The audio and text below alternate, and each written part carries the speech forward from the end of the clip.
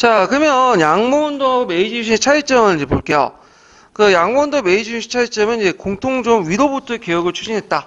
이런 것들이 공통점인데 차이점이 있어요. 이 양모운동의 주체는 이제 기득권을 가지고 있는 신사계층이고, 그래서 이제 자기가 가진 게 있기 때문에 개혁의 속도가 늦을 수밖에 없겠죠. 근데 메이지 유신 때의 개혁의 주체들은 막부 정권에 소외됐던 하급 문사, 그러니까 토자마변 출신의 어떤 하급 무사 출신이죠. 그래서 가감하게 개혁을 할 수 있었고요. 두 번째로는 이 양모운동 아까 설명한 것처럼 지방 세력들에 의해서 분산적으로 적용됐어요. 근데 메이지 유신은 중앙의 일률적인 프로그램에 의해서 진행됐기 때문에 효율적으로 진행할 수 있었다.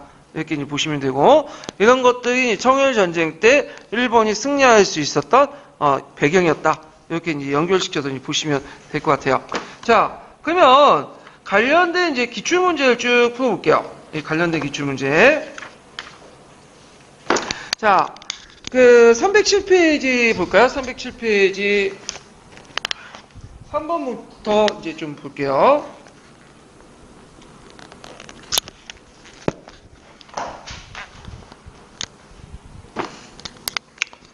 자, 보기 자료와 관계 있는 중국의 근대화 운동에 관한 설명 옳은 것은 동치 원년에 신해 군대가 상해에 온 이래 기회가 있을 때마다 서양식 소총과 대포를 사들이고 국을 설치하여 유산탄을 주조하여 적군을 설명하는 데 쓰고 보니 과연 위력이 있습니다.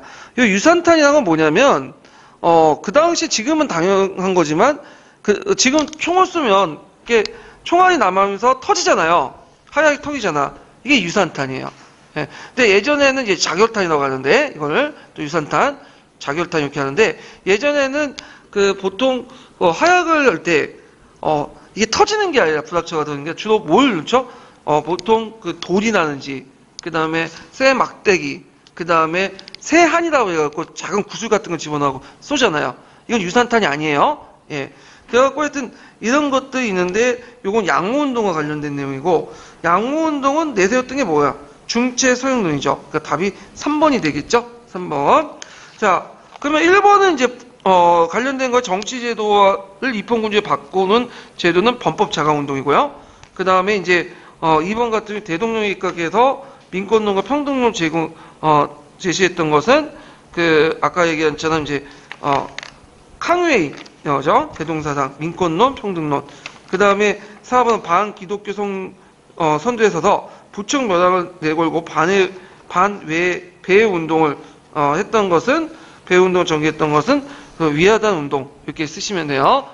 쓰면 위하단 운동이고, 답이 3번이 되겠죠. 아, 잠깐 제가 수용사항들 얘기하려다가 깜빡하고 이제 얘기하는데, 아까 칠판에 제가 쓸 때 거기 동태호하고 항풍제가 하는데 제가 서강제를 썼나봐요. 근데 미쳤지. 서강제가 아니라 강서제예요. 강서제. 예, 제가 말을 잘못했어요. 그래서 이거 좀 수정해서 좀 들어주시고요. 그 다음에 거기 앞에 이제 제가 박사홍사과라고 돼 있는데, 교재에 거기 보면 박학홍사과로 좀 곤쳐주세요. 교재 내용 중에 몇 페이지를 보시냐면요. 거기 보면 821페이지에 보면 박사홍사과가 되어 있죠? 이걸 박학홍사과로 학으로 곤치세요, 사를. 예. 그래서 이제 821페이지 5번에 보면 박사홍사과를 박학홍사과로 곤쳐주시면 될 것 같아요. 자, 그러면 다시 이제 문제 풀어볼게요. 자, 4번 문제 볼게요, 4번.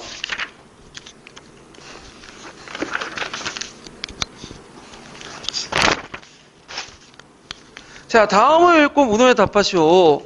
자, 아편전쟁 후에 맺은 난징조약은 서해 열강에 대한 중국의 최초의 굴복으로서 이후 열강의 중국 침략이 촉진되었다. 탱징과 페이징 조약은 정치, 경제면에서 더욱 굴욕적인 양보였으며, 이러한 열강의 침입에 대한 각성으로 나타난 근대화 운동은 이용장이 주도했는데 2년간 방법에 따라 근본적인 해결책이 못되어 중국의 청나라 프랑스 전쟁과 청일전쟁에 있다 패배하게 됐다. 이때 근대화 운동은 양모운동이죠. 그리고 이제 캉웨이가 추진했던 개혁운동은 뭘까요? 이거는 범법 자강운동, 무술개혁 이렇게 쓰시면 되고, 자 1번의 내용의 한계점 그거 아까 외워두셔야죠. 동치 중의 기본적인 정통적인 농업사회에 부응하는 것이 근대적 산업국가의 건설이 아니었다. 서양의 제도 도입 없이 기술 등 중체 소양에 입각한 서양 문물의 필상적인 모방이었고, 지도적 부재, 간접산판의 문제점 등등을 쓰시면 돼요. 자, 그 다음 2번의 내용의 이제 실패 원인은, 이게 뒤에 이제 얘기할 텐데, 이걸 먼저 이제 살펴볼게요. 자, 2번의 내용 원인, 범법 제공 운동의 이제 실패 원인은 이제, 거기 보면, 일단 기업과 수급과의 대립, 거기에다 이제 강서와 서태후 권력 다툼, 그다음 한족과 만주의 대립, 그리고 근대적 시민사회가 형성되지 못하고 부유자 세력이 발달하지 못한 사회에서 대중적 기반이 취약했다. 이런 걸 좀 쓰시면 될 것 같아요. 이 내용은 이제 범법 자강 운동할 때 더 살펴보기로 할게요. 자, 그 다음 뒤에 넘어가서 5번 문제 볼게요. 자, 다음 상소문과 관련이 깊은 운동을 주도했던 사람들의 1번의 주장과 그 다음에 이 운동이 실패한 이유를 서술해 보시오. 그리고 이 무렵 일본에 전개된 근대화를 위한 움직임과 그 성격을 쓰시오. 이렇게 했는데, 요건 이제 그 이홍장이 이제 항제에게 올린 상소문 내용이에요. 그래서 이때 그 주장은 중체 서용 내용을 쓰시면 돼요. 그 다음에 이 운동이 실패한 이유, 아까 지금 4가지 얘기했던 거 쓰시면 되고, 그 다음에 3번, 이 무렵이 일본에 전개한 근대화를 위한 움직임과 그 성격을 쓰시오. 이건 메이지 유신이죠. 그래서 위로부터의 근대화 개혁운동, 중앙집권적, 청왕 중심의 중앙집권적 근대 국가 건설, 이렇게 쓰시면 되겠죠. 자, 그 다음 6번은 민주주의 부분에서 비판하는 개혁의 명칭을 쓰고, 이 개혁을 추진한 세력의 정치적 한계를 2가지 쓰시오. 이렇게 했는데, 자, 사유 자체는, 양모운동 관련된 사유는 아니에요. 요거는 위화단 사건 이후에 이제 서태후 정권이 내었던 강서 신정 상유라는 조칙이에요. 그래서 그때 이제 강서 신정 상유에서 이제 뭐냐면 예전에 예전에 양모운동과 관련된 내용을 말하고 있는 거죠. 인용되고 있는 거죠. 그래서 서양의 방법을 배워왔지만 그것을 언어, 문자, 제조, 기계 등의 분야에 근쳤다. 이건 서양의 기회의 겉모습이지 서양문의 근본이 아니다. 중국은 서양인의 부강을 실현할 근원을 궁극하는 데 하지 않고 한마디 말과 한 가지 기능만 배우고 또 그러면서 정통하지 못하였으니 어떻게 나라를 부강하게 할 수 있겠는가. 자, 요와 관련된 개혁의 명칭은 기술만 받아들인 양모운동과 관련된 거죠. 그 양모운동에 대해서 평가할 때 이 강서신정 상유에서는 뭘 하죠? 비판적으로 한 거죠, 지금. 예, 그 내용을 이제 쓰시면 되고, 그 다음에 이제 요게 정치적 한계인데, 이 미추진 그 개혁의 한계에서 한계를 쓸 때 다스함과 아니라 지금 단서를 달았죠. 무슨 한계? 정치적 한계. 그러니까 양모운동의 한계 중에 정치적 한계 부분만 골라서 쓰시면 돼요. 그래서 한계는 양목파 관리가 정부 내에서 권력을 장악하지 못했고, 양목파 관리는 분열되어 있었다. 지역적, 개인적 차원에서 개혁을 추진했고 지도력에 문제가 생겼다. 이런 것들을 쓰시면 될 것 같아요. 자, 그래갖고 이제 이렇게 해서 이제 한번 양모운동과 관련된 내용들을 한번 쭉 살펴봤고요. 그 다음에 그 기술뿐만 아니라 제도도 같이 배우자라는 무슨 운동? 범법 자각 운동, 2단계 운동으로 넘어갈게요. 자, 이 범법 자각 운동도 시험 문제 한 2번 정도 나왔어요. 이제 좀 보면 요때 범법이라는 것은 변화를 의미하죠. 번은 뭘 변화하는 거죠? 법과 제도를 변화시키자. 그래서 이제 그 하유의 공항학에서 이제 그런 의미가 나왔다고 이제 하는데, 그때 이제 그 청나라 말기 때 공자진, 위연 이런 공양학자들이 현 시대에 뒤떨어진 이런 고중학을 비판하면서 청나라를 받아적게 해서 이 변화할 변자를 되게 강조했어.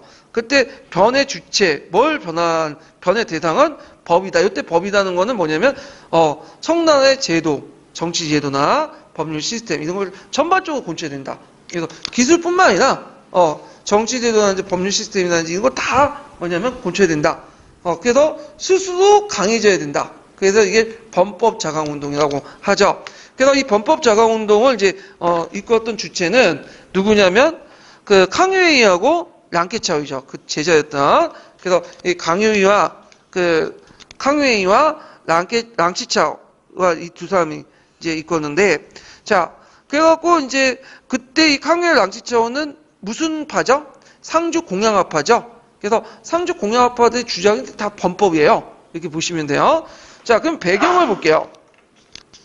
청일전쟁, 이게 이제 범법의 결정적인 계기인데, 이 청일전쟁이 패배를 불러일으켰잖아. 예. 뭐 청포전쟁도 큰 패배를 해서 충격을 받았지만 이 청일전쟁 패배가 더 심각했던 게 뭐냐면, 일본은 예전에 중국 입장을 땐 뭐예요? 되게 우습게 봤죠? 한마디로. 예. 쪽발이니 외놈이니 하면서 되게 우습게 봤는데, 막상 그 외놈한테 깨지게 되는 거야. 그러니까 프랑스한테 깨진 건 뭐 그렇게 넘어가. 근데 그 일본한테 깨진 걸 대해서 상당히 정신적 충격을 받은 거야. 이거는 중화제국의 질서의 붕괴고, 그 다음에 왜 청나라는 일본한테 깨졌는가? 그걸 이제 뭐냐면 해다 보니까 일본이 메이지 유신을 통해서 급속하게 발달했다는 거야. 그 메이지 유신이 왜 발달했냐? 그거는 기술뿐만 아니라 그 법과 제도나 이런 걸 전반적으로 다 고쳤기 때문에 가능했던 거다. 자, 이런 것들이 이제 일어나게 되죠. 그 다음에 이제 대만 사건, 뭐 이리 사건 같은 탈청 운동이 일어나, 탈청 사건들이 일어나는데 청나라의 영향력이 있었던 이제 지역들이 하나하나 빠져나가기 시작. 이건 부분 나중에 좀 설명할게요. 자, 하여튼 이런 걸 통해서 양모운동의 한계성이 노출되고, 그래서 이 청나라, 중국이 살아남기 위해서는 정치 사회적 어떤 개혁이 필요하다. 그리고 이제 양모운동의 기업의 경영반 간독 상판, 아까 간이 자금을 대주고 관리를 하는 대신에 뭐냐면 민간이 운영하는 방식의 어떤 비효율성, 이런 것들이 범법론 전환의 계기가 되고요. 자, 그러면 중심 인물을 보면 이제 캉웨이, 랑시차오 같은 공양학파, 일본 혁신적인 관료들 중심으로 했다. 그래서 이제 그 캉웨이나 랑시차오가 이제 그 범법을 추진할 때는 이 사람들은 원래 이제 벗을 못했어요. 그러니까 이제 저기에서 이제 시골에서 이제 과공부하고 있다가 스승하고 제자가 같이 올라가서 시험을 보는 거야. 예. 그때 이제 뭐냐면 청일전쟁 터지고 뭐 청포전쟁 터지니까 이제 집단 상소 운동을 펼치게 되고 상소를 계속 올렸어. 근데 이 상소를 올려도 그 뭐냐면 황제가 안 봐. 그 당시 이제 황제가 이제 강서제였죠. 예. 황제가 보고 몇 번 올리다가 가서 나중에 황제가 보고 이거 괜찮다 해서 채용한 거야. 근데 그것도 간직이 그렇게 높은 간직이어져요. 낮은 간직이었죠. 그러다 보니까 좀 말빨이 좀 어떻게 해요? 약할 수밖에 없어요. 이런 거고. 하여튼 이 캉웨이나 랑시체오는 이제 이런 상소 운동을 통해서 이렇게 자기의 의견을 이제 뭐냐면 전달하려고 했고, 이 과정에서 이제 그 개혁의 필요성을 주장했다. 그리고 이 사람들이 이제 학회나 잡지 같은 것들을 만들었죠. 그 대표적인 학회 잡지가 뭐냐면 강학회죠. 잡지가 아니라 학회가, 그래서 강학회가 이제 북경의 상해에서 이제 있고, 잡지도 만들었어요. 강학보나 뭐 시무보 같은, 강학보, 시무보 같은 잡지도 만들었어요. 그 다음에 여긴 안 나왔지만, 중앙에서 운동을 한번 하기 전에 지방에서 시범적 운동한 게 있어. 어느? 호남성 지역. 그래서 호남성 지역의 범법 운동을 추진했고, 근데 이제 결국에는 이제 뭐냐면 신사층의 견제도 제대로 안 되니까 이제 범법파들이 어디로 올라간 거야? 중앙정부 올라가게 된 거야. 요 관련된 자세한 내용은 어디에 있냐면 그 한국이나 중국 스타도 좀 있고요. 그 다음에 이제 또 어디에 있냐면 호남서 범법 운동과 관련돼 가지고 강자 중국 스타에 저 자세히 나와 있어요. 자, 그러면 이제 요 개혁을 이제 추구했던 캉웨이의 사상을 볼게요. 그거 오타 있는데 강유위라고 곤치세요. 위.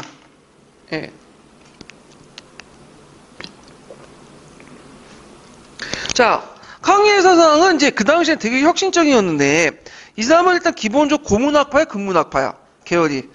근문학파 계열이죠. 이걸 좀 생각하고 쓰셔야 돼.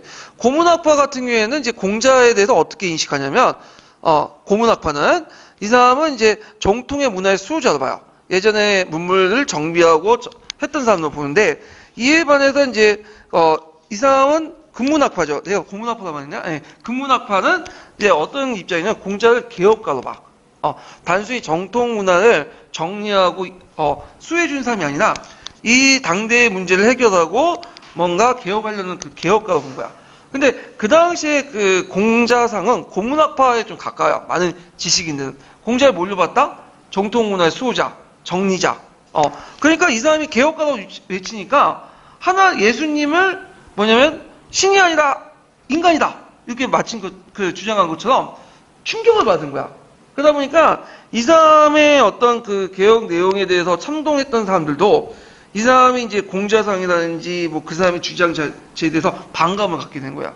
예. 그러다 보니 지지층이 그렇게 많지가 않아요. 자, 그러면 이 사람의 이제, 대표적인 책이 뭐냐면 신학의 경고하고 공자 개재교인데, 이 신학의 경고는 뭐냐면 이 사람은 근문학파이기 때문에 공양 춘추들어가 그 다음에 유교 경제의 정통 후계자를 강조하고요. 근문경이, 그 다음에 고문경전은 다 왕망이 신앙조를 건설할 때 합리학에서 그 왕망의 이제 어용학자가 있었죠. 유흥이라는 유황의 아들이었던 이 사람이 다 위조했다. 이걸 논증을 한 거야.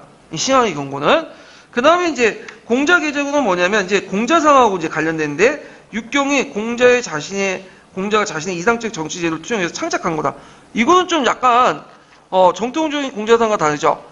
공자상이 뭐였어요? 예전에 문물제도를 기록하고 보존하고 그 다음에 공자 항상 말하는 수리부작이란 말 아시죠? 나는 기술할 뿐이지 창작하지 않는다. 근데 얘는 창작했다고 주장하는 거죠.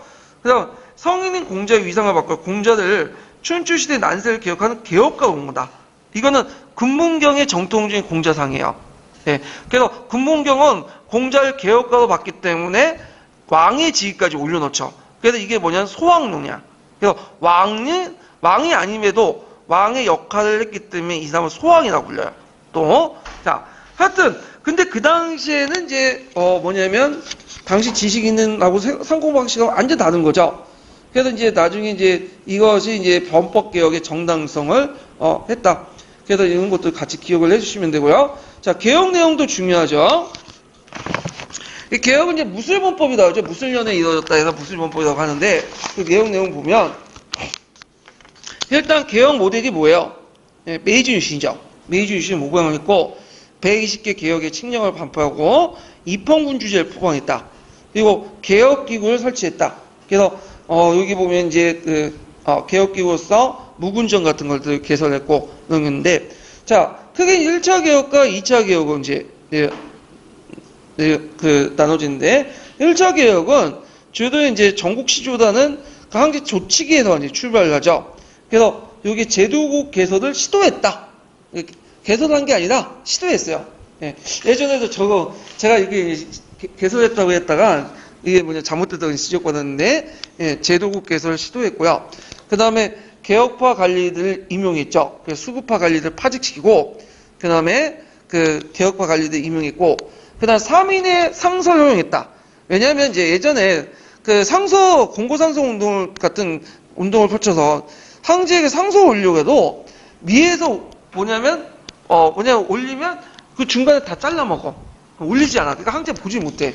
그래서 그런 것도 없이 이제 모든 사람들이 황제에 직접 중간 단계를 거치지 않고 상소를 올릴 수 있도록 허용하는 그런 조치였고, 상업진흥, 그 다음에 신식학교, 근대 문물을 받아들이기 위해서 설치와 자유노 의복제도를 실시를 했죠. 그 다음에 가거제도를 개혁했는데, 팔고문을 폐지하고, 예전에 팔고문 있었죠? 신식학문으로 가거시험을 대체한 거죠. 가거시험 자체가 폐지한 건 이제 나중에 뭐예요? 강서신정이죠. 강서신정. 그런데 세계문화사라는 책이 있어요. 그 서울대 출판사에 나온 세계문화사는 언제 이게 폐지됐다고 돼 있냐면, 범법자강운동 때 폐지됐다 이렇게 돼 있더라고요. 근데 그 책이 잘못된 거예요. 그 내용이. 자, 하여튼 있고, 성원의 학당전환 이런 것들을 이제 개혁을 했다.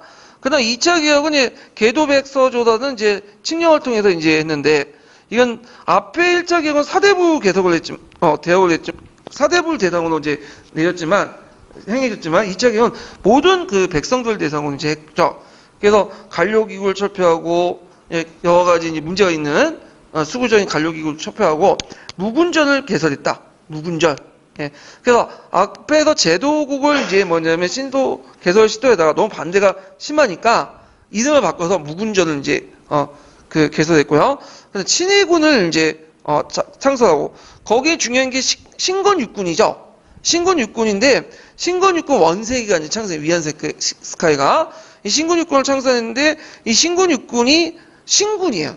그러니까 신건육군하고 신군이 다른 게 아니라 신건육군이 신군이에요. 신군. 이거 신건육군을 더 확장시킨 것이 강서신정이에요. 예전에 한번 시험 문제 나왔어요. 그래서 그게 좀 논란이 됐었는데, 신고는 강서신정 때 처음 만든 게 아니라 이미 범법자강운동 때 신건 육군에서, 이게 신군에서 출발해서 확대된 것이 강서신정이었다. 이렇게 좀 기억을 해두시면 돼요. 자, 결과 이게 이제 그 당시 강서재단은 그 젊은 그 황제가 이제 추진했는데, 서태후가 이제 잠깐 물러나서 지켜보고 있었어. 그러니까 이게 말이 안 되는 거야. 얘네들 입장할 때는. 그래갖고 이제 이 사람들이 위안스카이와 손을 잡고 전변을 했죠. 그래가지고 그 당시 이제 강서제들 유폐를 시켰어. 그리고 누가 이제 정치를 하냐면 다시 서태후가 나와서 정치를 하게 돼요. 이건 이제 뭐냐면 무술범범이라고. 거의 100일 만에 끝나게 돼. 그래서 거기에 이제 참여했던 사람들, 개혁에 참여했던 사람들은 대개 보면 도망가요. 그래서康源이나 양치창호나 이런 사람들은 어디 도망갈까? 배 타고. 일본으로 도망가. 일본으로. 그래서 보항파로 이제 이렇게 있고, 몇몇 사람들은 계속 이제 도망가지 않고 있다가 잡혀서 죽게 되죠. 그래서 그 대표적인 사람이 이제 누구냐면, 담사동 같은 사람이 있어요. 담사동. 예.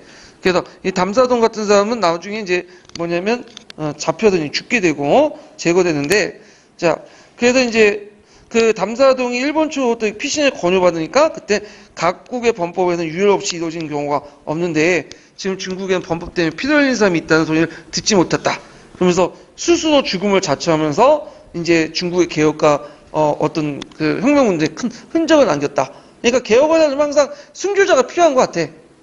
그 역할이 담사동이 이제 한 것 같은데. 자, 그래갖고 이제 강서제가 유폐당하고 영대란 곳에 유폐돼요. 10년 동안. 근데 이제 서태후가 이제 죽기 하루 전에 이 사람이 38살 나이로 죽고 그 다음에 좀 있다가 서태후가 죽어. 그래서 의문에 이게 너무 어느 딱딱 맞아 떨어지거든요. 그래서 이제 38살이면 뭐 죽을 나이는 아니잖아요. 예. 근데 서태후 죽기 전에 물론 그 사람이 병이 걸렸다고 해서 병이 걸렸지만 이제 하루 전에 죽고 그 다음에 서태후가 죽었고는 서태후가 자기가 이제 죽음을 이제 임박하니까 얘를 놔뒀다가 뭐야? 큰일 나게 생겼거든. 그러니까 미리 죽여놓고 자기가 죽은 것 같은 그런 느낌이 들어요. 그래서 서태후가 죽고 나서 이제 그 밑에 항렬, 그러니까 서태후가 죽고 나서 강서제 밑에 항렬을 이제 찾다 보니까 좀 약간 일가친척 중에 어린 황제가 됐죠. 이게 이제 마지막 그 뭐냐면 청남 황제였던 성통재단 황제예요. 이 사람이 몇 살 때, 3살인가 4살 때 즉위한 거야. 그래서 며칠 있다가 그냥 황제 물러났는데, 자기가 황제가 되는 것도 생각도 못했을 거야. 그 나이에는. 자, 그러면 그 한계를 보면 구제도가 잔존돼 있었고, 하위직 관료 중심이었죠. 아까康源이나 양키차오는 그 높은 관직이 있었던 건 아니죠. 그 다음에 보수파 결집을 유발시켰고, 그 다음에 근대적 산업 자본이 미발달하고 시민계층이 성장하지 못한 가운데, 또 대중적 기반이 취약하는데 취약해 있었고 정통적 지식인들이 지지를 받지 못했다. 그 이유는 이제 아까 얘기한康源 사상에서 공자에 대한 어떤 인식 자체가 충격적이었잖아. 공자가 개혁가고 공자가 다 육경을 만들었다, 창작했다. 그건 정통적 지식인들 입장을 때는 상당히 말도 안 되는 그런 개소리죠. 예. 자, 그래서 이제 이런 것들 한계들을 좀 외워두세요. 예전에 기출문제 나왔으니까.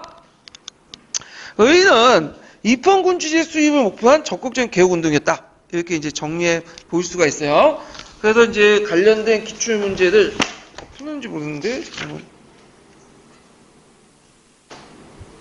이건 좀 나중에 풀어야 되겠네. 이게 양모운동하고 청조신정하고 같이 이제 연결돼 있어갖고, 예. 자, 그러면 이제 관련된 총괄평가 문제를 볼게요. 343페이지 펴보세요.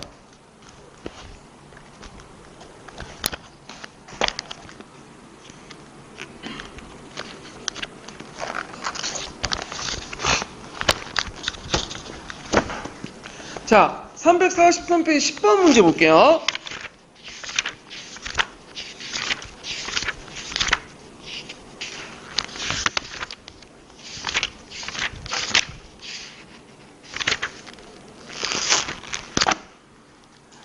다음 가의 기흥 문제를 해결 방안을 제시한 외교정책을 쓰고 니은건의 당시 교육 인재 선발 방식에 관련된 개혁 2가지 쓰시오.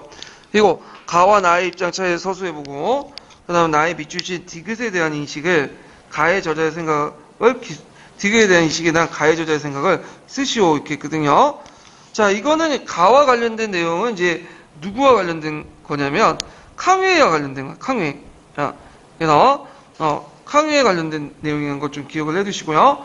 그 다음에 이제 그 내용을 보면 기흥 문제 해결. 제가 생각컨대 최근 독일은 상동성을 좌우조 지역에 활과하여 조차하여 그리고 러시아는 유순대련의 넘버원 등 각국이 삥둘려 중국의 빈틈을 엿보고 있어 정말로 망국의 위기에 눈앞에 닥쳐오고 있습니다.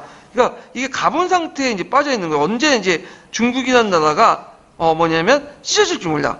그래서 이抗회 외교 정책은 뭐냐면 영국과 일본과 연합하여 독일, 러시아를 대응하자는 001론이에요. 영국과 일본과 연합해서 러시아와 그 다음 독일과 뭐냐면 대항하자 이런 것들 주장을 했고요. 그 다음에 니은의 건 제도국을 열고 헌법을 정하는 것입니다. 니은 건 당시의 교육 인재 선발 방식에 관련된 개혁을 제도국을 열었다는데 아직까지 제도국을 연 건 아니죠. 시도한 거죠. 그래서 하여튼 1차 개혁과 관련된 내용을 쓰시면 되는데 과거제도에서 과거제도를 8구문의 폐지 과거제도에서 신시강을 대체하고 서원의 학당 전환 이런 것도 있고요. 그 다음에 나의 미추신 디귿에 대한 인식을 써라. 그래서 비록 공자 맹자께서 다시 태어나신다고 해도 어찌 범법을 논의한 걸 잘못되다 할 수 있습니다. 이건 이제 뭐냐면 저자의 생각은 이제 입장 있는데 자 거기 가와 나의 입장 아직 제가 말했네. 일단 그 앞부분부터 할게요. 가와 나의 입장인데 일단 가는抗회의 입장이고요. 나는 이제 그 뭐냐면 무릎 도는 보훈이라고 상강유의 이거는 누구의 입장이에요? 이건 양모운동 측면에서 입장이죠. 장학선이라는 사람이 이제 주장하는 건데 자 하여튼 입장에서는 나는 서양의 군수기술을 근대화를 추진하는 방면에 가는 서양의 기술뿐만 아니라 정치제도를 도입하는 입장이었다.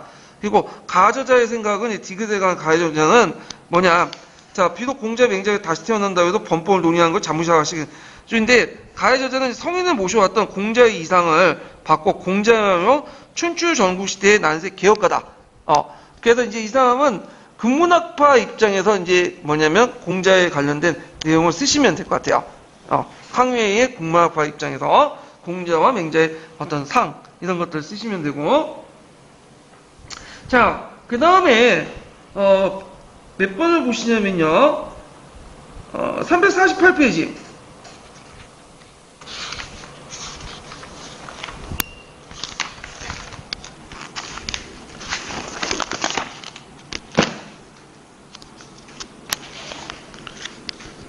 자, 다음 가운동을 이끌었던 주체들의 선정 배경을 바라보고 이 운동의 실패 원인을 메이지 유신 간의 차이점을 서술해 보시오. 단 개혁 주체면에서 서술.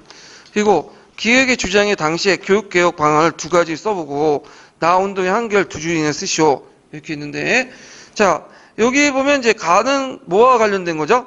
양모운동과 관련된 내용이죠. 그래서 그 양모운동과 관련된 성장 배경과 양국파 관료된 성장 배경과 실패원 메이지 유신 차이점 이렇게 골라 쓰시면 되는데 그 다음에 나는 이제 범법자공인데 일단 가부터 보면 태평천국 운동을 진압하는 과정에서 성장한 지방관료세력도 있고요.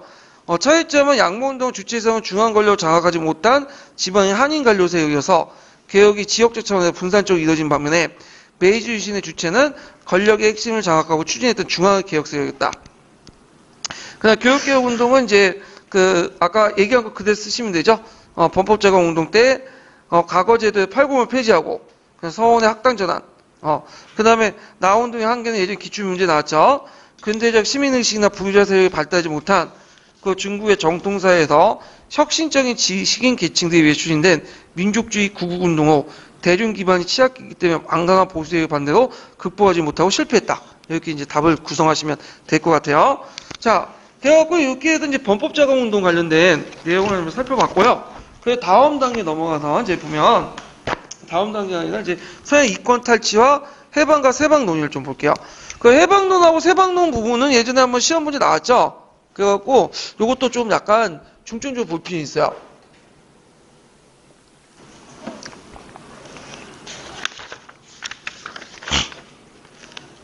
자, 그 당시 중국은 이제 서양 세력들이 들어와서 여러 가지 이권들을 이제 탈취했는데 그 과정에서 이제 서양들이 자신의 근거리를 마련하기 위해서 중국에 곳곳에 조계지라든지 조차지라든지 세력권 설정을 했어요. 그러면 이제 먼저 들어가기 전에 조계지부터 볼게요. 조계지는 일정한 기간이 정해지지 않은 상태에서 중국이 요구하면 다시 돌려줘야 할 지역이에요. 그래가지고 되게 이제 중국한테 빌린 대가로 일정한 돈을 지급해. 그래서 이 조계지는 되게 개항지하에서 조그맣게 형성됐는데, 그래서 외국인의 행정, 경찰, 사법 등을 관할하는 지역이죠. 대표적인 게 뭐 상하이나 뭐 이런 지역이 많아요. 상하이 영국 쪽에, 뭐 프랑스 쪽에 이런 것도 있고. 그래서 이제 지조를 중국에 지불할 뿐 사실상 독립된 지역이고요. 제국주의 국가들은 무역업과 은행업을 투자하면서 생산에 뛰어들어 중국에 대한 경제 지위를 확대했다. 대표적인 지역은 상하이 같은 지역이죠. 그래서 여러분들 상하이 가보시면 예전에 그 20, 30년대 그 석조 건물들이 되게 많죠. 대리석 건물들이. 이거 다 누가 만들었던 건물이냐면 예전에 조계지에서 서양 세력들이 만든 거라. 거기 금융도 있고 영사관도 있고 그래갖고 상당히 이제 뭐냐면 서양 세력들이 많이 침투했던 그 지역이죠. 자, 조차지는 조계지보다는 좀 상대적으로 좀 넓은 지역이야. 그래서 이제 조차지는 원래 이제 제국주의 열강대 일정 기간 동안 뭐냐면 지배를 목적으로 했는데 되게 그 일정 기간 연도가 99년이에요. 99년은 반영구적인 거죠. 거의 그 당시에는 거의 뭐냐면 자신이 거의 식민지 같은 지역인데 배타적 독점적 정치 지배를 설정한 도시로서 대표적인 게 독일의 그 지도에 보면 자오저우만이 있죠. 상동성 부근에 자오저우만. 그다음 러시아 같은 경우에는 이제 그 류순왕과 대너난 그래서 있는데 이게 러일 전쟁 이후에는 누구 땅으로 넘어가요? 조차지가 일본으로 넘어가죠. 그 다음에 강조우만은 이제 프랑스하고 가깝기 때문에 강조우만은 이제 베트남하고 가깝기 때문에 인도차이나 반도하고 그래서 프랑스가 그 지역을 장악을 했고요. 자, 그 다음에 세력권은 여기는 조계지 조차지는 이제 그 서양이 일정하게 차지하면서 뭐 행정, 사법, 경찰 여러 가지 국가 권력을 행사할 수 있는 지역이지만 요거는 이제 세력권만 설정했고 중국의 그 영역이지만 거기에서 나름대로 뭐냐면 강사개발권, 철도부속 같은 이권 사업에 개입을 해요. 그래서 경제적인 영역에서 자기 어떤 세력권 설정한 지역이 요 부분이다. 이렇게 보시면 돼요. 되게 조계지와 조차지를 중심에서 설정이 됐어요. 그래서 중국의 영역이고 그리고 중국의 사법과 경찰, 행정이 미치는 곳이지만 요 지역의 이권들 누가 갖는다? 서양 열강들이 갖는 거야. 그래갖고 이제 요것도 이제 좀 보면 예를 들어서 이 세력권 보면 독일의 상동성 지역은 어느 지역이에요? 독일이 장악했던 지역이고 그래서 독일이 자오주만을 바탕으로 해서 상동성 연안 일대에 뭐냐면 그 독일 세력권 범위를 설정했고 나중에 1차 세계대전 끝난 다음에 이 세력권이 누구한테 넘어가죠? 일본한테 넘어가죠. 그 다음에 이제 또 영국 같은 경우에는 주로 이제 상하이나 이런 그 한코나 이런 걸 기반으로 해가지고 양자간 유역의 세력권을 설정해요. 영국이. 그 다음에 이제 거기 그 일본 같은 거 있죠? 일본은 그 앞에 대만 있죠, 대만. 대만이 원래 청일전쟁이 일본 넘어갔잖아요. 대만 바로 앞에 성이 복권성이에요. 이 복권성 자체가 뭐냐면 일본의 세력권이고, 그 다음에 저희 강동 강서 지역하고 이제 연계되어 있는 지역이 어디냐면, 그 베트남 지역하고 라오스 지역이죠. 프랑스 식민 지역이죠. 그러니까 요또 강동, 강서, 운남 일대가 프랑스 세력권 안에요. 그래서 각각의 이제 조차지, 조계지를 바탕으로 해서 세력권을 설정했다. 이렇게 좀 기억을 해두시면 돼요. 그 다음에 개항 이후에 이 탈청 현상이 나타나는데 이 탈청 현상이 뭐냐면 예전에 조공질서, 조공책봉관을 통해서 형성된 동아시아 국제질서가 점점 붕괴되는 형상이야. 그래서 붕괴돼서 청나라 영향력을 벗어나서 뭐냐면 서양의 영향권이나 일본의 영향권으로 들어가는 그런 현상을 탈청 현상이 나는데 자 배경은 그 후기 양문도 후기 때 이용재 양보 외교에서 추구했다.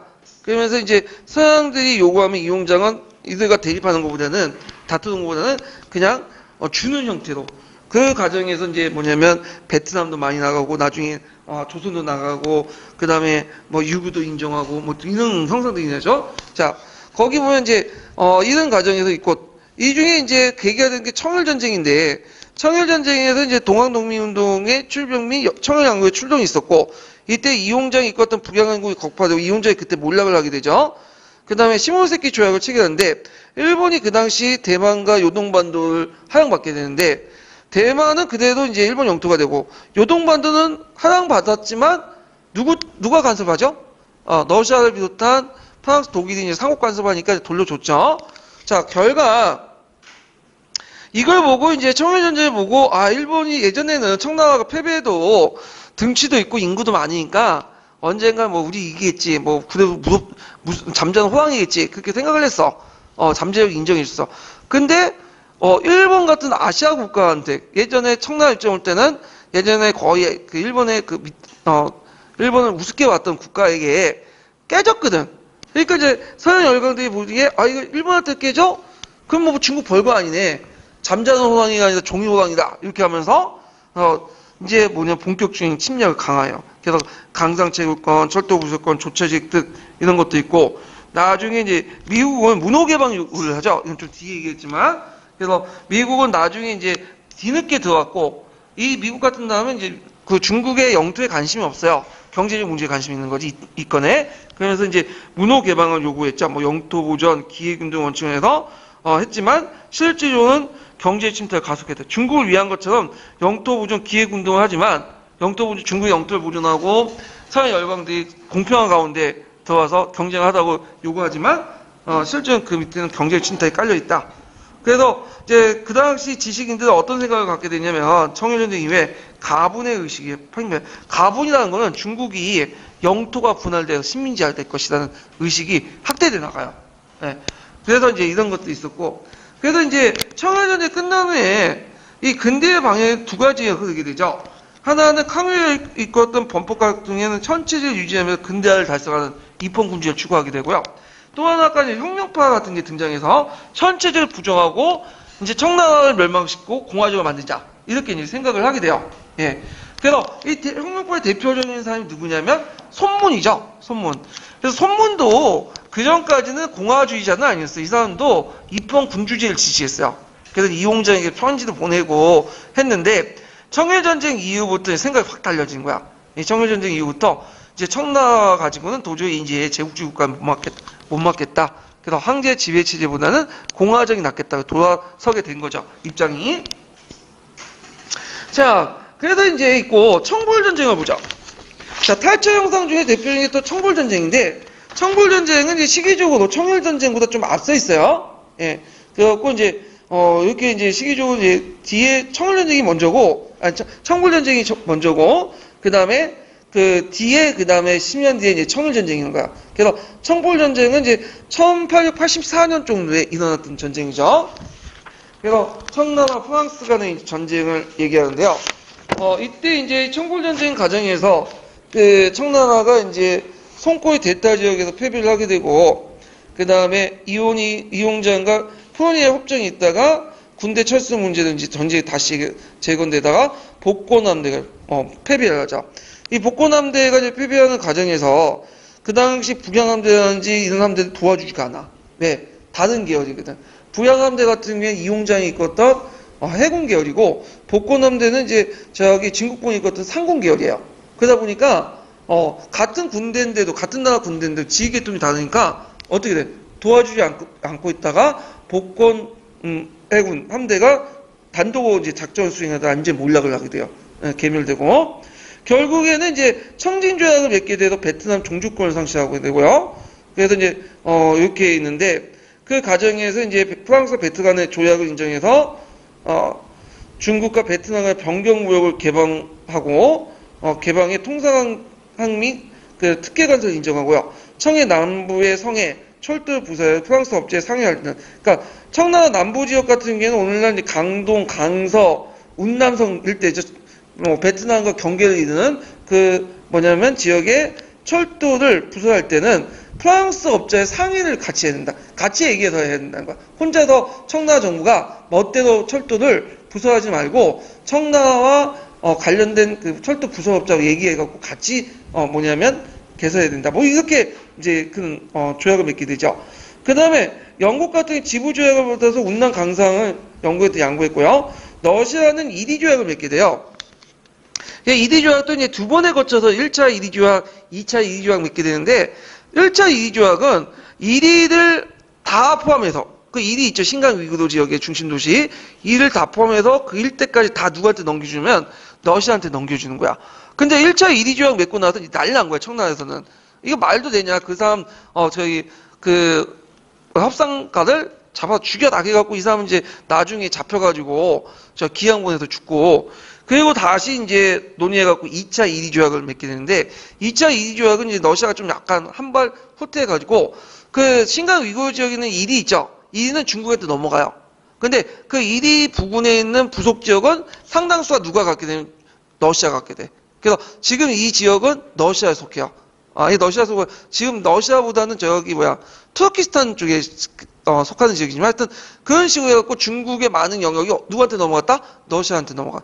그러니까 연해주 지역도 많이 넘어가지. 그 다음에 1위 지역, 신강 위도 지역도 상당수가 러시아 넘어가지. 거기다 원래 외몽고 지역 있죠. 오늘날 몽고 지역도 원래 청나라 때 영역이었어요. 중국이었는데 나중에 신해공이 때 그 러시아가 이제 일종의 독립운동 한다고 그 외몽골 지역을 이제 독립시켰죠. 그래서 오늘날 몽골 공화국이 된 거 아니에요? 그러다 보니까 이제 중국이 러시아를 바라보는 입장이 그게 좋지가 않아. 땅을 많이 뺏겼기 때문에. 그래서 나중에 그 땅 문제 때문에 중소 간에 또 갈등이 나서 또 대립하고 그러잖아요. 예, 각각 공산당 정권이 수립돼도. 자, 그 다음에 이제 해방과 세방 논의를 볼게요. 이게 이제 예전에 한번 시험문이 나왔어. 해방과 세방 논의가. 그래서 한번 잘 봐줘야 될 텐데.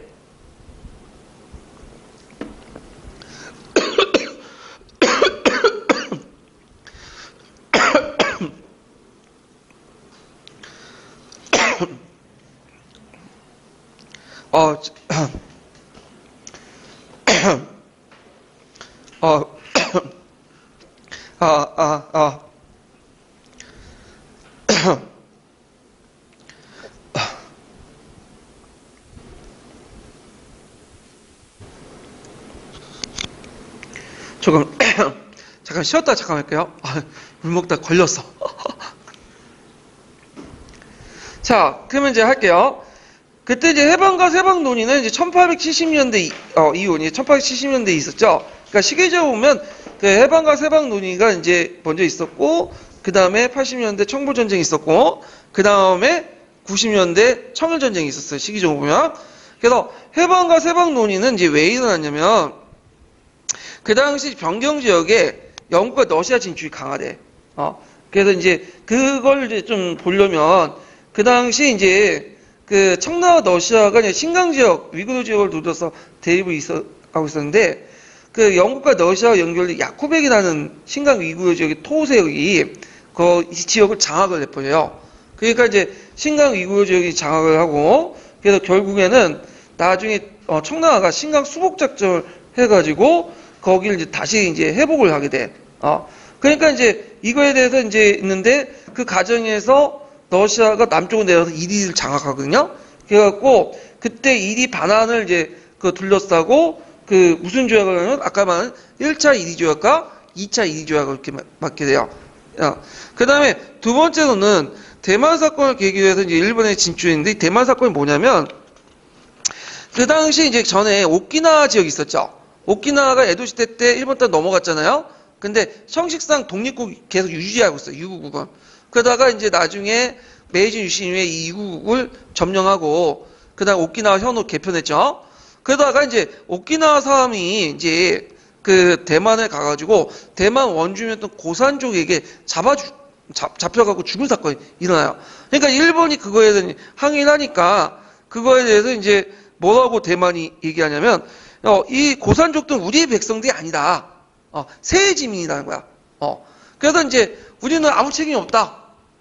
그런 식으로 얘기하니까 일본이 이제 열받아가지고 이제 뭐냐면 대만 쳐들어가서 군대를 이제 진주를 하니까 그때서 이제 한 발 물러나서 사과하고 그러면 오키나와인들이 죽은 것을 보상해주겠다 해서 끝난 사건이 대만 사건이에요. 근데 이 대만 사건에서 의미는 뭐냐면 이 오키나와를 공식적으로 일본의 영토라는 걸 인정해주는 거죠. 왜? 오키나와민들을 뭐냐면 유구인들을 일본 사람에게 인정했기 때문에 이 배상금을 준 거 아니에요? 자, 그래서 이제 이런 것들이 이제 뭐냐면 상당히 충격을 줬다. 그래서 대만 사건 이후에 이제 이런 것들이 이제 우리가 생각한 오키나와가 예전에는 조공국이었는데 일본한테 넘어갈 공식적인 인정함으로써 이제 뭐냐면 이거에 대해서는 어떤 이제 중화체 동요가 일어났고 양무운동, 해이론이 등장을 하게 돼요.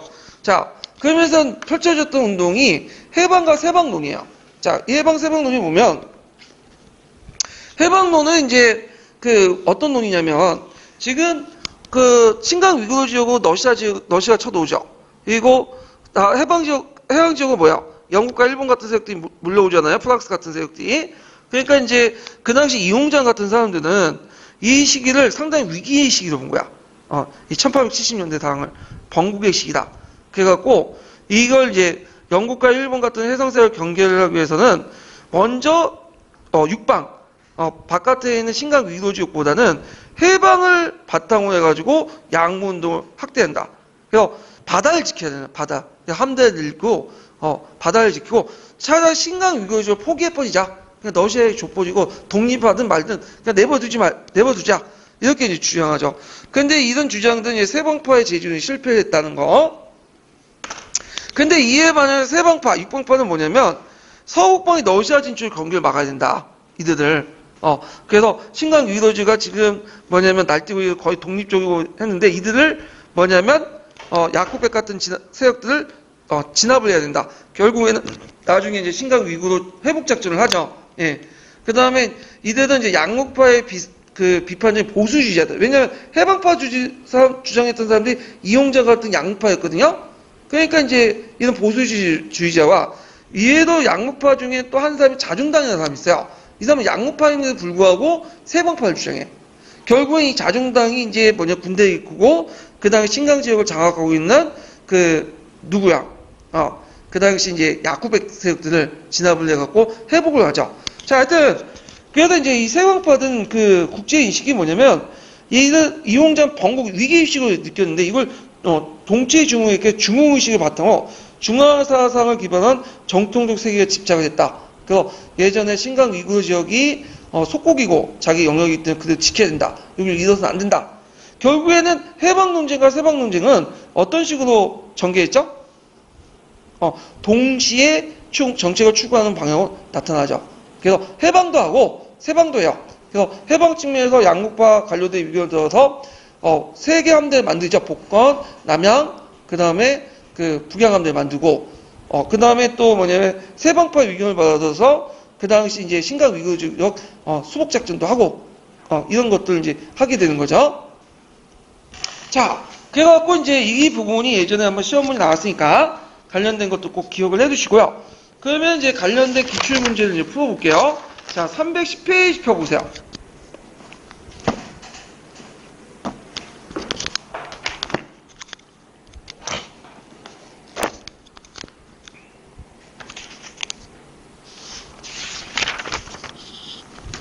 자, 310페이지 7번 문제 볼게요.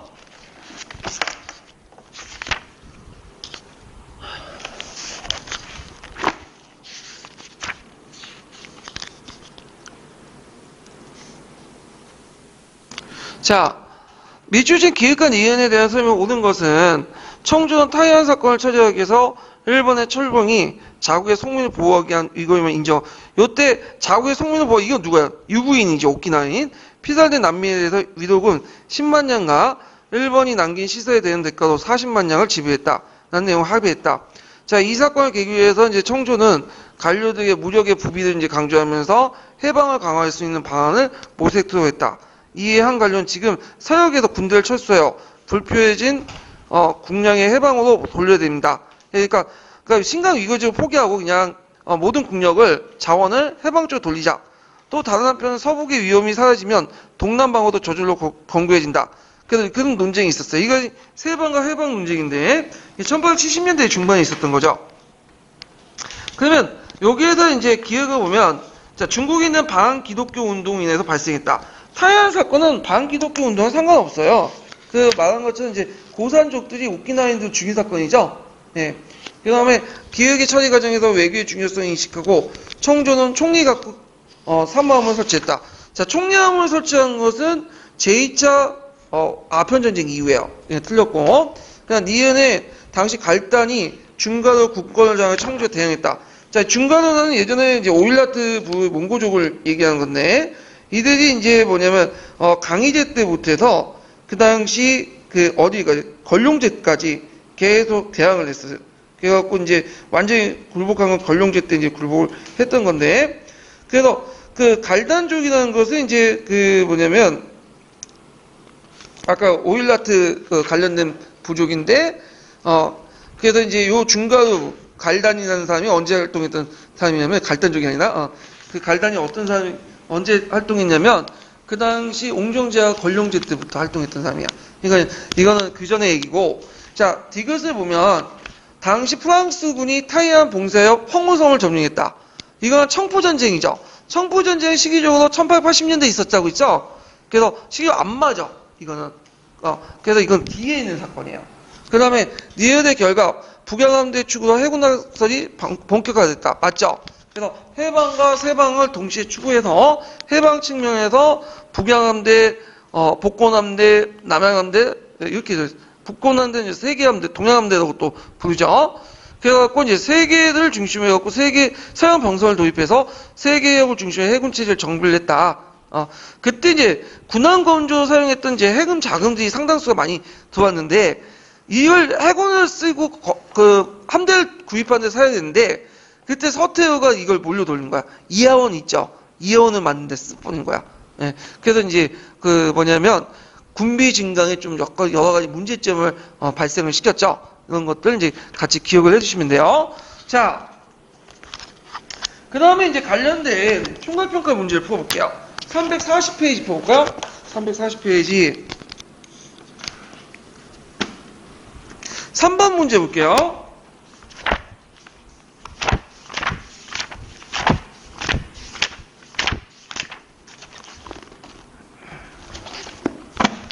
삼 번 문제.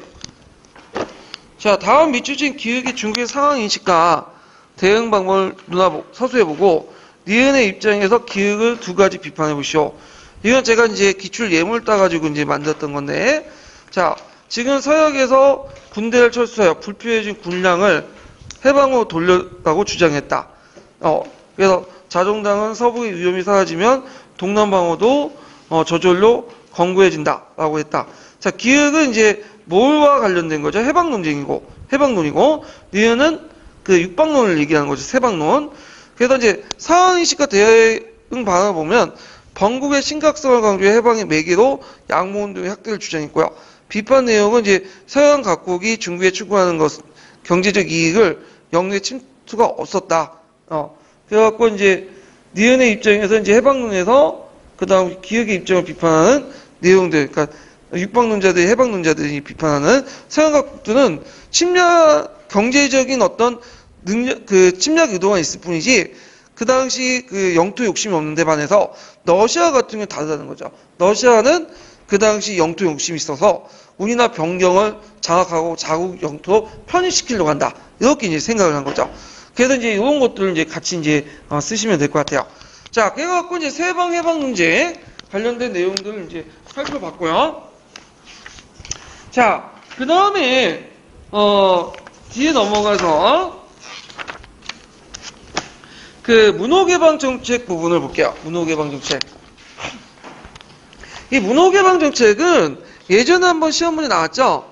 그래서 그게 한 2년 전인가 3년 전에 나온 걸로 기억이 나는데, 그래갖고 미국의 대외정책 부분과 관련돼서 멀려서 온가 같이 나왔어요. 그래서 시험 예상 외의 문제였어, 이게. 그게 15년, 몇 년도였더라? 16년인가? 그래서 이제 그 16년 관련된 문제인데, 그 내용을 보면, 자, 미서전쟁이 승리한 후에, 미국과 스페인 간의 전쟁 승리한 후에, 미국은 스페인으로부터 필리핀 양도받고, 동북아시아 지역으로 진출했으면 교도를 만들었죠. 그래서 이제 중국 식량을 이제 진입하려고 했지만, 서양 열강들의 세력권에 따라서 이제 중국을 분하는 상황이기 때문에 그게 안 됐어요. 그래서 이제 미국은 그 입장 자체가 뭐냐면, 중국의 영토를 장악한 것보다는 중국의 시장에 진입해갖고 경제적 이득을 목적으로 하려고 했거든요. 그래서 이제, 이렇게 해서 미국 문호개방 정책을 이제, 내세우려고 했는데, 처음에 이게 발표 과정을 보면 처음에 이제 내세웠던 영국이었어. 영국이 미국의 문호개방 정책 실시를 미국이 요청했는데, 처음에 미국이 거부했어요. 근데, 존 헤인한 사람이 이제 보니까 이게 더 필요하다 생각해서 영국의 입장을 다시 받아들여가지고 문호개방정책을 공포한 거야.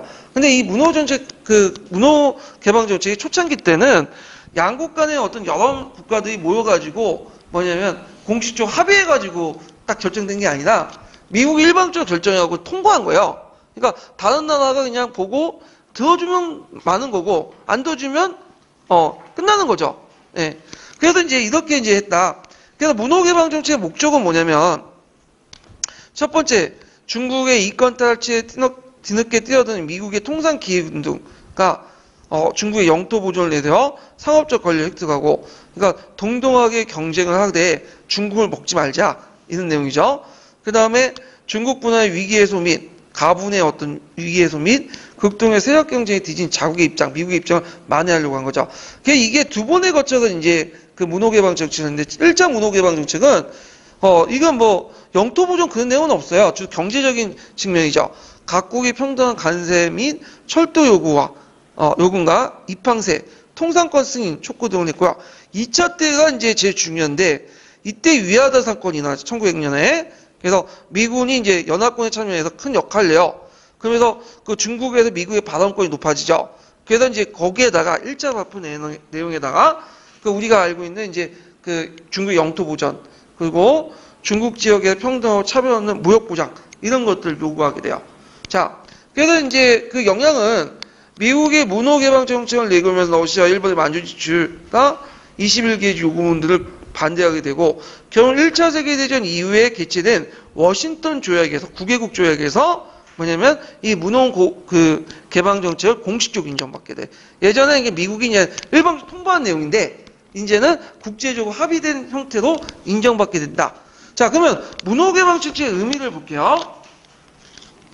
자, 중국에서 경제적 기회군등과 중국의 영토 보존이라는 그 원칙을 주장하게 됨으로써 스페인과 전쟁을 통해서 미국이 필리핀 영유했던 것도 중국 정책의 발판을 마련하려고 했던 거고 중국을 둘러싼 국제정책 발언권을 확보하고 미국이 강대국 사이의 세력군을 이용해 문호개방 정책을 하면서 경제적 기회균등, 경제적 이익을 챙기려고 했던 거죠. 그래서 영토 보존 원칙을 실현했다, 뭐 등등. 그런 게 이제 미국의 입장에서 이제 그런 의미를 이제 쭉 만들어 서술해 놨어요. 그래서 기회균등과 영토 보존, 미국의 경제적 이익 강화, 그 다음에 필리핀 영유의 바탕으로 해서 중국의 어떤 정책을 위한 발판 마련, 뭐 이런 것들을 이제 기억을 해다 쓰시면 될 것 같아요. 문호개방 의미. 자, 그래갖고 요거 꼭 기억을 해주시고 이거는 제가 어디에서 이제 정리한 거냐면 사료를 읽는 미국사 단책이 있어요. 예.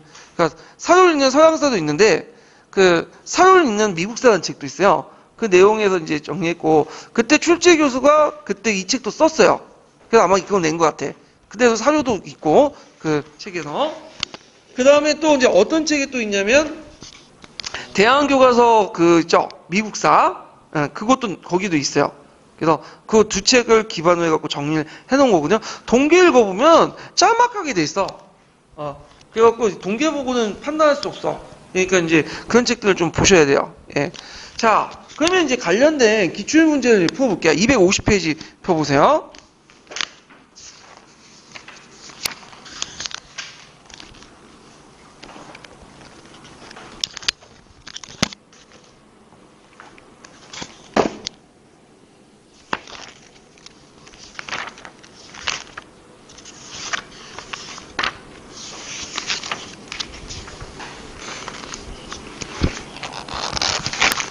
자, 250페이지 5번 문제인데, 이게 이제 미국의 대외정책과 관련된 내용들이 있는데, 거기, 가는 이제 예전에 한번 살펴봤죠. 멀리선언. 그 다음에 나는 뭐와 관련된 기회균등을 강조한 문호개방정책 관련된 내용이에요. 그래서 여기에서 이제 멀리선언 예전에 풀어봤으니 넘어가고, 문호개방정책인데, 거기에 이제, 문호개방정책의 목적을 쓰다면, 두 가지 쓰시면 돼요. 그러니까 미국의 통상의 기회균등과 중국의 영토 보존을 통해서 상업적 권리를 획득하려고 했고 중국 분할의 위기 해소 및 극동의 세력권 경쟁을 뒤진 자국의 입장을 만회해 보려고 했다. 이런 것들 두 가지 쓰시면 돼요. 예. 자, 그래서 이제 한번 풀어봤고요. 그 다음에 이제 넘어갈 게 뭐냐면 그 위하단 운동이 있어요. 위하단 운동. 그 위하단 운동도 관련돼 갖고 예전에 한번 시험 문제 나왔거든요. 그래서 요거는 잠깐 쉬었다 갈게요. 쉬었다가